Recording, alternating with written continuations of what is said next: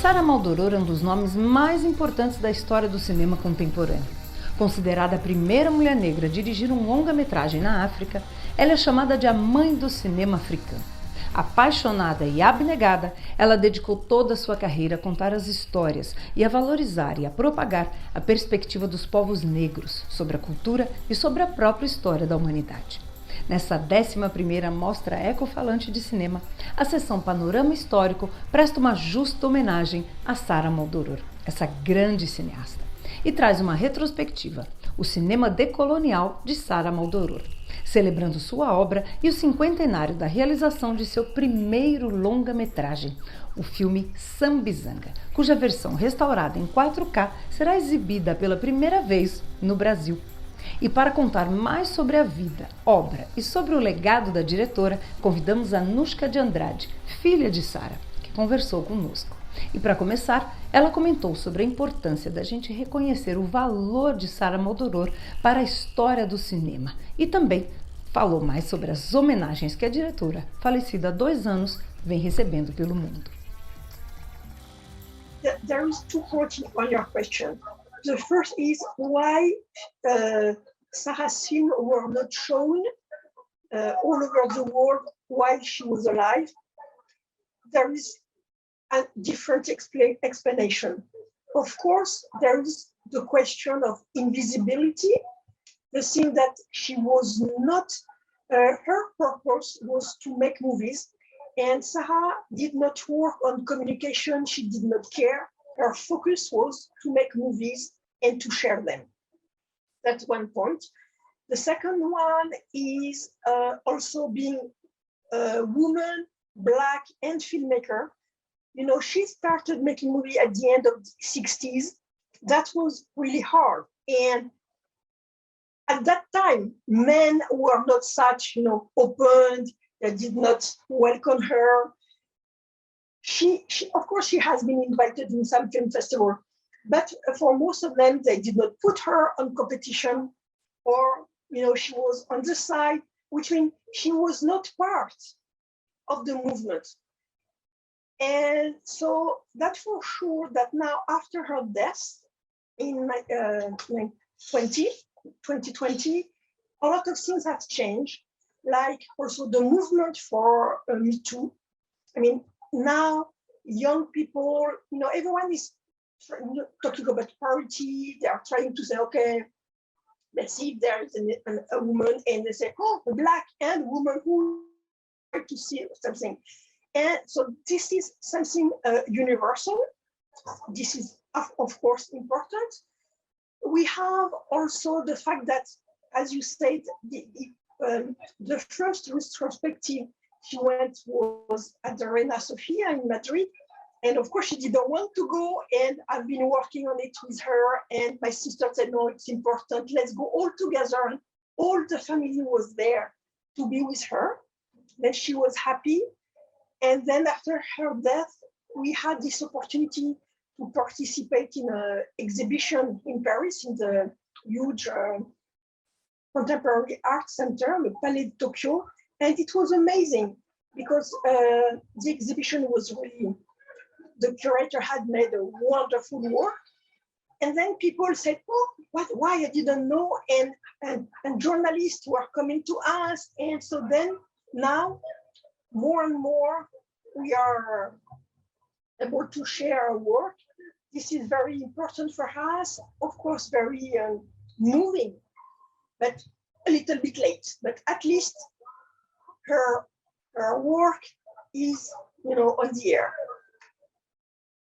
I agree with you. It's a little bit late in the sense that we could have, know her, talking to her, experienced, her way of, looking at the world, which I really love. I love the films I've seen that she made. She mixes, poetry and politics, humor and drama, violence and love.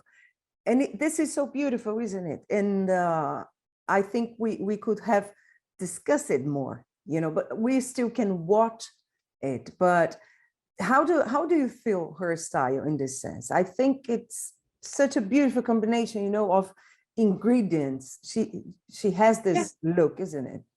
Yeah, I absolutely agree with you. I agree with you because, you know, most of the time Sarah was presented as the feminist or the militant filmmaker, and that's not, for me, a good definition. If I may find one word, I will say she was a poet. Her way of making movies, but her way of writing her life, her way of raising her daughters was like a poet. And I think poetry, it's also something politics. You know, when she decided to do something, the theme she you know, or the thematic she decided to work on, it's all coherent. And I think that poetry is something that will define her better. And also, when you look at her name, because this is a name that she chose, and she has chosen a name who came from a poem. And this also defined her. I think it's so beautiful and at the same time very powerful. A Black woman, you know, she has her, you know, this heritage of slavery, colonialism, you know, as a Latin America, not Black woman, but a Latin America, we feel every single day, you know, the weight of colonialism and racism, you know, and slavery. So I imagine how symbolic it was for her to choose her name. It's a statement, isn't it? And it's very powerful. It was the first time I've thought about it, like someone who chose a name, you know what I mean? Like a politically statement as well. It's very, very strong. And also it's not just choosing a name, but as an Afro descendant, you know, she, you know, her family was coming from slave, and choosing that this is a political act. And I always try to say that her first political act was to choose her own name and decided to be, now you will have to deal with me, and I am Sarah Maldoror. How do you feel the relationship between the new generation, especially women, not only women filmmakers, but women, you know, audience, who are watching her films and knowing more her work? Because I know what you mean. She didn't make a feminism cinema, you know, a cinema pro-feminism. It's not about this. She was a filmmaker, but she has this importance for women as well, isn't it? Because not only Black women filmmakers, but also women filmmakers didn't have any attention or importance, you know, for much time, but she's a pioneer as well, isn't it? Yes, she was a pioneer. And she said, we have an article when she said, we have to be have solidarity between women, because men won't let us space. And if we as women, we share and we include other women in cinema, then it will be more and more. And then, you know, each one, that was her point. That all her life was with this meaning of solidarity. You know, it's very important to know that Sarah was an orphan, and she made everything by herself. Nobody never gave her anything. She had to fight since the beginning. I wish you could talk a little bit more about this fighting, you know, not only to be in being a Black woman, you know, trying to work with culture and films, but also the difficulty of producing her films, because we know, so nowadays it's already difficult to produce films, isn't it? Like, and she in the 60s, 70s, you know, making short films or, you know, feature films. We knew exactly what was happening, you know. We knew that our mother was working and she was leaving home, coming back, and sometimes she took her with us. She took us with her. So we have been moving in different countries, and we went in Congo while she was shooting some Bizanga, because there was nobody to take care of us. We were a very small child, so we went there. So it was nice, I mean, as a point of view of a child, and because she was never complaining. So it was quite fun. But then when we start to grow up and we were able to share and understand things, we realized how much she had to fight and how difficult was her work. And then I started working with her. I was really close to her in the 1990s. So at almost 30 years, we have been working together. So, helping her in producing films and making all the dossier, looking for financial, so difficult. So finally, I have produced myself films for her because nobody wanted them.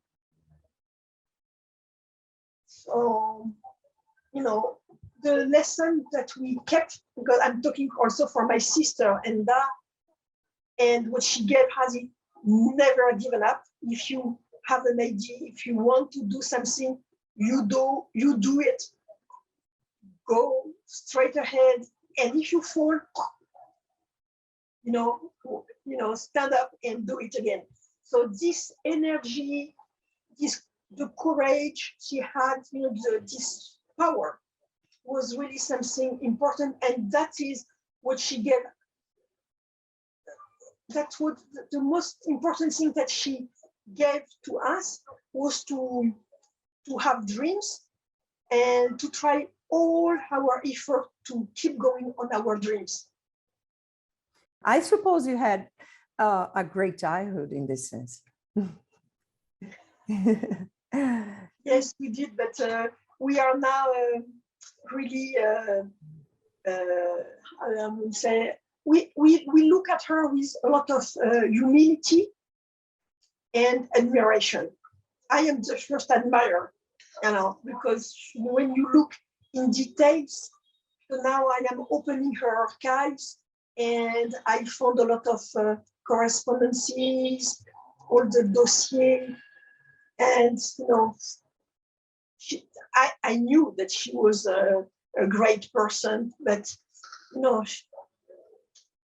she forced admiration. How does it feel to open these boxes of memories? Because there's an intersection, isn't it, between your private life, it's your mother, and also an artist, isn't a public figure. How do you feel about it? When I kept all her paper, they were here, and after the second confinement, while we were working for the exhibition, I had to open it and to look for other photographs, for example, or they were asking me if I do not have something about this project in particular. And then I realized, and I could not do it before, that she has made 46 movies, short, long feature, documentary, but 46 movies has been done. And then when I opened the boxes, I realized that she has been working on 40 other movies. So I have for some of them the complete screenplay. For others, I have just a note of intention, but for more than 40 other projects, which means that it's all her life. And it's so different. There are so many interesting portraits that she could not make. Oh, incredible. So we don't know what we are going to do with that papers, because that's very information, very important. And to give you an idea of her way of working and her open mind. But the papers are important, isn't it? Because they are part of the history of cinema, these papers. So I hope we can have access, go to some museum, cinematheque, because it has historical importance as well, isn't it? Yes, do not worry, because my sister and I, we agreed that there is our mother, which is our intimity, that it's here, and there is the public person, and we will share all the papers and all the documents. So they will, we hope that we are trying to find an institution where we will be able to put all of this material to be to give access to any researcher or it has to be shared. And she would have liked it.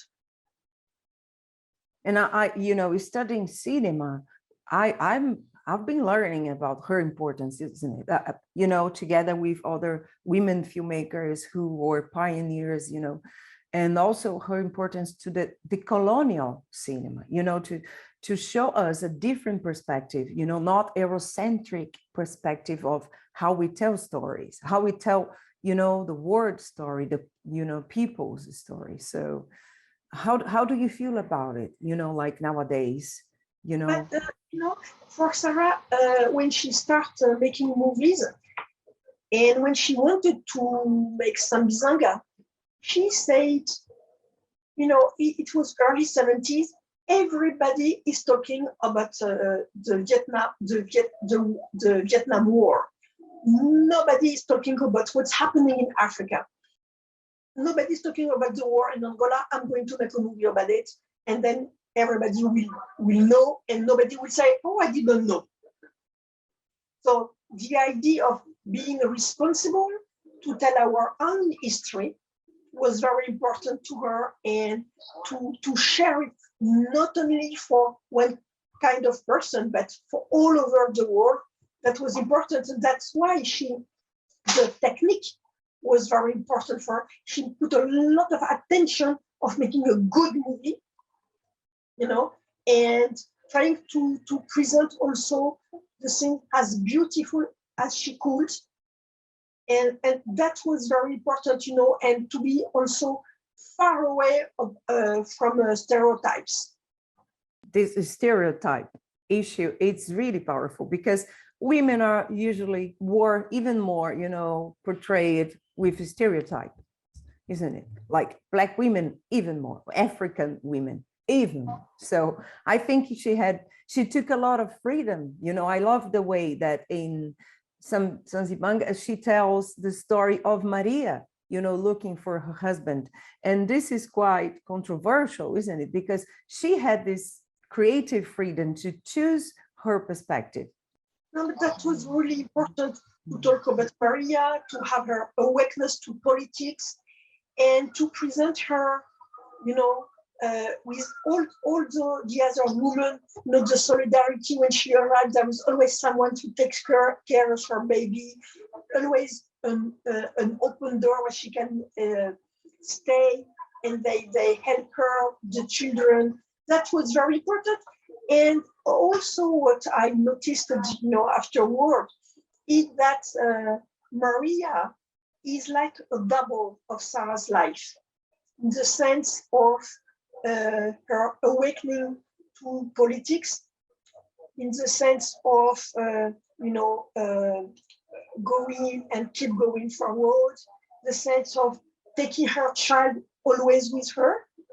So she could have left the child in her village before going, but no, she does it with him. And it was the same. Sarah was always taking her children, and then I with her everywhere, and we were moving and traveling because, and it's also amazing to know how much she was trying to have her professional life, which was really difficult, and to raise her two children at the same time. It was quite very difficult for her own, because she was raising us alone, because our father, until the mid-70s, he was researched by police, and he could not come with us. So she had to take care of him also. So it was really, really tough, but she did it perfectly, and she was an example. You can be a woman, a wife, and a mother at the same time. Yeah, she was a warrior, for sure. Yes. For sure. Well, and a very sense of humor. She was so funny, very and fantastic, and Which is important. That's why I told you that I feel this humor especially in the short films, because I think she could be lighter, like more poetic in the sense of humor, of the lightness of life that it has, the beauty of life as well, isn't it? Like we cannot be too harsh all the time, isn't it? But beauty was very important, not like but beauty as a sense of respect. That's what she presented Maria in Sambizanga, and you have the same in Un dessert pour Constance, because you have those Black immigrants in Paris, but they go to library, there are solidarity between them, they are really nice. And so that was something very important for her. And she wanted to make the movie in the real place where they were living, but it was forbidden. She could not, so she had to recreate the place. And she did it with masks, and you have the map world on flowers in the hospital. These little things, that were very important for her. And the street she chose to shoot also the film was important. Always looking against miserabilism in all her movies. That was very important. That's really interesting because, again, it's her going against stereotypes, isn't it? Of poverty, of misery, of violence, isn't it? Because we have been discussed this, how Black bodies are shown in cinema, usually under circumstances of violence. And it's really powerful to show, beauty, flowers, humor, museums, cultural life, even if it's a tough life, isn't it? Yes. That was her priority. And when she was working on movies, she took a lot of time in the preparation. And for example, the production gave her 2 weeks, I say anything, 2 or 3 weeks of preparation, but she took 6. Because it was very important for her to find the right place to go, and she was going and coming up and working a lot with the decoration team and also with the DOP. And she wanted him to have an idea of which light she wanted. So for each movie, she said, okay, let's go to a museum and said, you see the light in this painting, that's what I want. And for each movie, he has a painting reference to find the right light, sensibility she wanted on the images. Such an artist. Yes. Yeah. How do her films? I think only Sambizanga has been restored, isn't it? Like in Cineteca di Bologna for now. How is this process? We want to know more. Well, the thing is that for this film it was very difficult because the rights were kept by a producer. So it took so the film was prohibited for 40 years. And when Martin Scorsese sent a letter to Sarah saying that he wanted to work on the restoration, we had to say no because we didn't have access to the negative. So it took 4 years to arrive to be able to restore the movie. So here it is. So now we're happy to have it. And now I'm trying to restore other movies, and I will do it one by one. So the next one will be 3 movies. I will make that movie that she has made in Guinea-Bissau and Cape Verde. That will be the 3 of them will be the next movies I will restore. How are the new projects? How is your working going on? But I was the first surprised when I decided to dedicate now all my time to Sarah's legacy. I have thousands of projects. So I start keeping back all the rights, then to restore the film, so that I have to identify where are the negative and everything. So that will be done. Then I'm answering to all film festival proposals. So it took me time to present the films, and sometimes I'm traveling and things like that. Then I will work on a book as a catalog of all her movies. Then I have a project to work on a film, but there is 3 other movies who are on production on Sarah. There is 1 fiction and 2 documentaries in course. And so it's a lot of projects, and also the archive, to find a place to the archive. So I am full. And of course, to subtitleize all the movies. So I do it one by one, in Spanish, Portuguese, and English.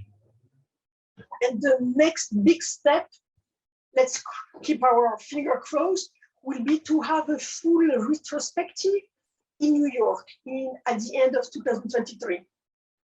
All the films. How do you feel about all these tributes, like Mostra Ecofalante in Brazil, asking for her films in New York, and after Reina Sofia? How do you feel about it? Like having finally have this recognition, and also her legacy. How do you feel her legacy for the new generations? Of course, I am happy. Of course, it's quite late, but finally it happened. Just we are just at 1 year or 2 years after her death, which is very short, and so I am happy to share, and that people recognize her as an artist. And also, all this traveling, all this presentation is something very smooth, because that helps us with our pain. All this reconnection make our mother alive. So we are happy. I mean, I'm talking for my sister, and we are happy, and we are trying to say yes to each proposition, and trying, just to one presentation helps to the next one, and one day we will have all the film restored, all the films subtitled, at disposition in different languages, and so that's an objective. Thank you so much, Annouchka. Really, thanks. Obrigada. Obrigada. Obrigada. Muito obrigada. Essa foi a Annouchka de Andrade conversando com a gente sobre a grande Sara Maldoror. Fique ligado que ainda tem muito mais debates, muito mais filmes, muito mais cinema aqui na 11ª Mostra Ecofalante de Cinema.